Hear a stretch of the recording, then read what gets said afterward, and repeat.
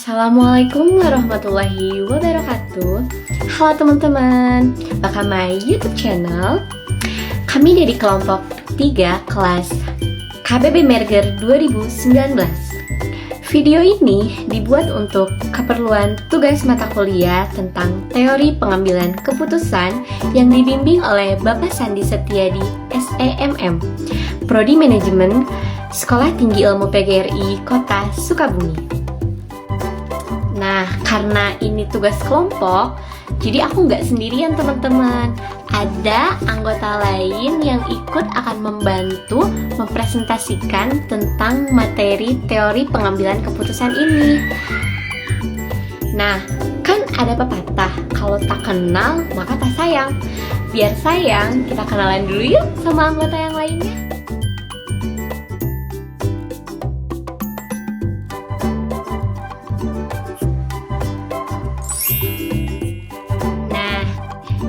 Di yang pertama ada aku sendiri, yaitu Amada Milan Lestari Karmana dengan NIM 0218435 sebagai moderator.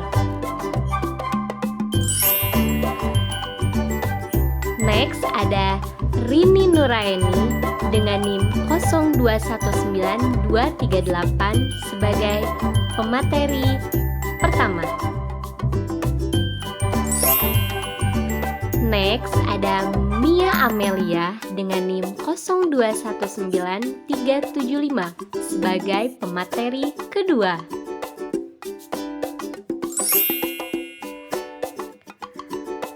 Next ada Neng Hilda Ambarwati dengan NIM 0219382 sebagai pemateri ketiga.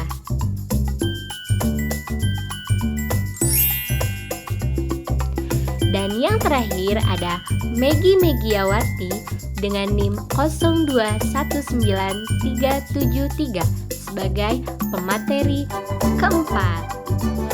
Lanjut untuk materi yang akan kita presentasikan di teori pengambilan keputusan ada dua hal, yaitu tentang konsep dasar pengambilan keputusan dan definisi pengambilan keputusan.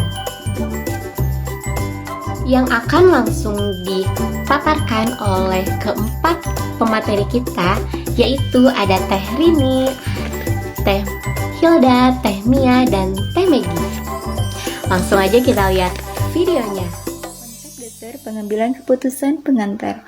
Dalam tatanan organisasi terdiri dari 3 tingkatan struktur dan 3 bentuk melakukan pekerjaan. 1. Pimpinan utama atau manajer lebih pada hal-hal kerja yang bersifat kebijakan. Kedua, tingkatan menengah akan mengambil peranan sebagian kebijakan dan sebagian teknis. Dan yang ketiga, tingkatan di bawah atau staf lebih pada kerja-kerja teknis yang tidak memerlukan tuntutan strategis. Dan dasar-dasar utama perlunya mempelajari pengambilan keputusan yaitu 1. Untuk meningkatkan kualifikasi diri dan karir pengambilan keputusan.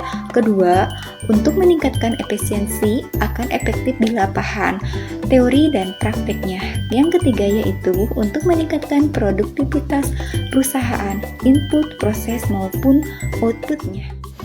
Menurut Georgie Arteri, bahwa pengambilan keputusan didefinisikan adalah pemilihan dua alternatif atau lebih.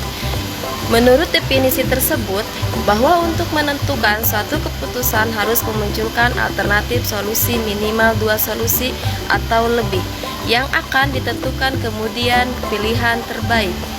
Chester Bernard menyatakan analisis pengambilan keputusan yang menyeluruh merupakan penerapan teknik-teknik dalam rangka penyempitan pemilihan. Menurut pendapat ini, bahwa setiap pemilihan diperlukan analisis dengan menggunakan metode alat analisis untuk mempersempit alternatif pilihan. Sondang Pesijan menyatakan pengambilan keputusan adalah suatu pendekatan sistematis terhadap hakikat suatu permasalahan dengan pengumpulan fakta-fakta dan data, penentuan yang matang dari alternatif yang dihadapi dan pengambilan tindakan yang menuntut perhitungan merupakan suatu tindakan yang paling tepat.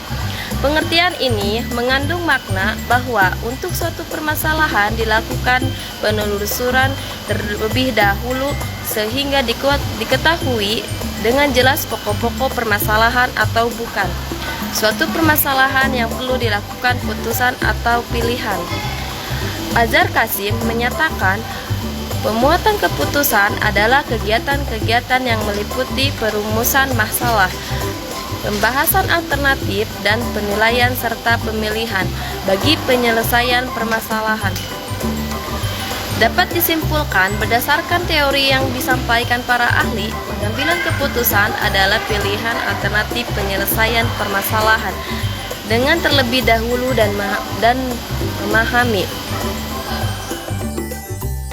Dapat disimpulkan berdasarkan teori yang disampaikan para ahli, pengambilan keputusan merupakan suatu proses pemilihan dari antara alternatif untuk mencapai suatu hasil.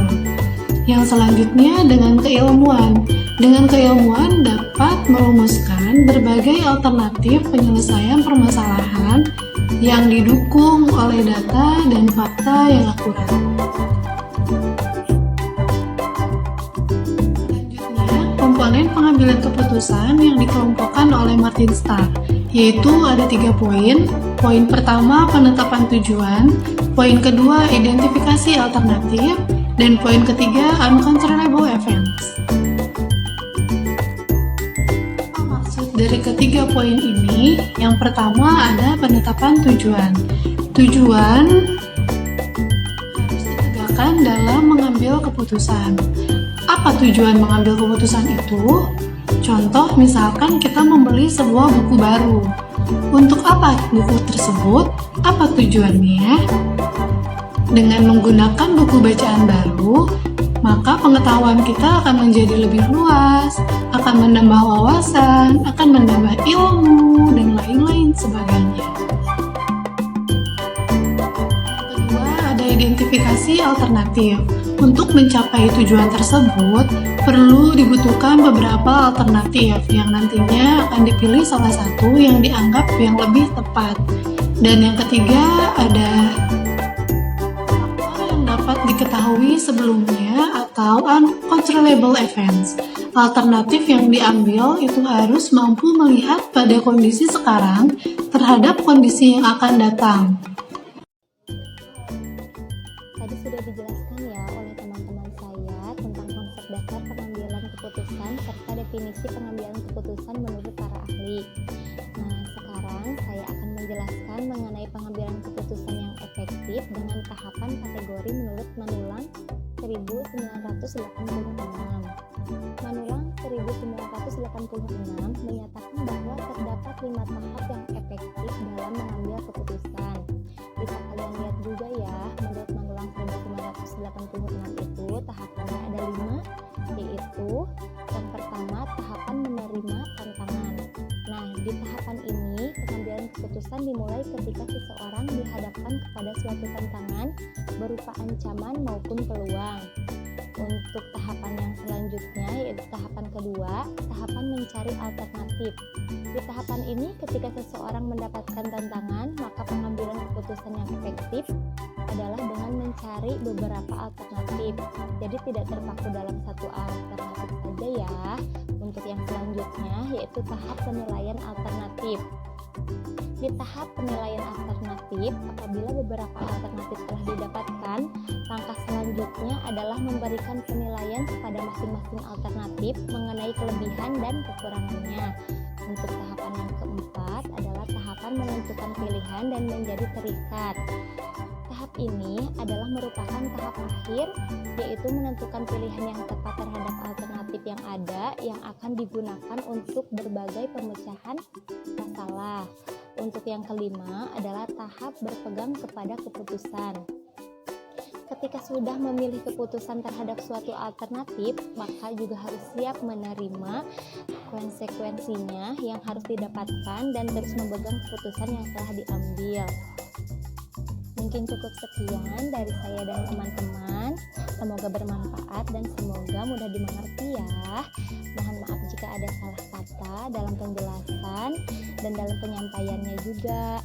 Oh iya, kalau emang ada yang mau ditanyain, silahkan ketik aja ya di kolom komentarnya. Terima kasih dan sampai jumpa. Wassalamualaikum warahmatullahi wabarakatuh. Nah, demikian pemaparan dari kelompok 3 tentang materi teori pengambilan keputusan dari kelas KBB Merger 2019. Dan terima kasih kepada para pemateri yang telah memaparkan atau mempresentasikan tentang materi teori pengambilan keputusan ini. Dan tak lupa juga terima kasih kepada Bapak Sandi Setiadi SMM selaku pembimbing dari tugas mata kuliah ini yang telah memberikan waktu untuk kita memaparkan video pembelajaran di YouTube channel ini. Dan saya, Amada Milen Lestari Karmana, selaku moderator akan mewakili anggota yang lain untuk mengakhiri video ini. Terima kasih telah menonton video ini. Jangan lupa di like ya. Wassalamualaikum warahmatullahi wabarakatuh.